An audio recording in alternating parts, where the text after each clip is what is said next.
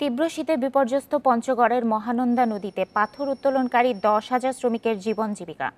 বরফ শীতল পানিতে সকাল থেকে সন্ধ্যা পর্যন্ত পাথর তুলতে গিয়ে অসুস্থ হচ্ছেন অনেকেই। চলতি মাসে শৈত্যপ্রবাহের পূর্বাভাস থাকায় শঙ্কায় পড়েছেন তারা। এপাশে বাংলাদেশ ও পাশে ভারত, দুদেশের সীমানার উপর দিয়ে বইছে মহানন্দা। উজান থেকে পানির স্রোতে ভেসে আসে নানা আকারের পাথর। গাড়ির চাকা টিউব দিয়ে তৈরি ভেলায় সে পাথর তুলতে দিনভর ব্যস্ত নদী তীরের মানুষ।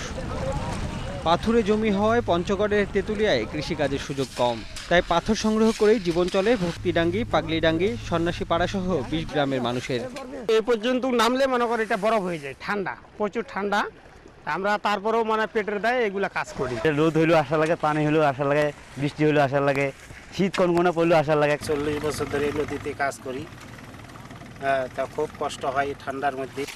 জানুয়ারির শুরু থেকে শীতের প্রকোপ বেড়েছে তেঁতুলিয়া সহ পঞ্চগড় জেলায়। পানিতে নেমে পাথর সংগ্রহ করতে বেগ পেতে হচ্ছে শ্রমিকদের। চলতি মাসের শেষের দিকে তীব্র শৈত্যপ্রবাহের পূর্বাভাস দিচ্ছে আবহাওয়া অফিস। জানুয়ারি মাসের শেষের দিকে আশা করা হচ্ছে যে 4 থেকে 6 ডিগ্রি পর্যন্ত তীব্র শৈত্যপ্রবাহ আসতে পারে। এমন পরিস্থিতিতে পাথর শ্রমিকদের জন্য আর্থিক সহায়তার দাবি জানিয়েছেন স্থানীয় জনপ্রতিনিধি।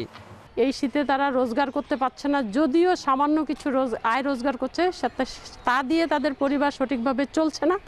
গ্রীষ্মকালে একজন শ্রমিক যেখানে দৈনিক সর্বোচ্চ 800 টাকা আয় করেন, সেখানে শীতকালে পাথর কম তুলতে পারায় উপার্জন নেমে আসে অর্ধেকে। Independent news desk.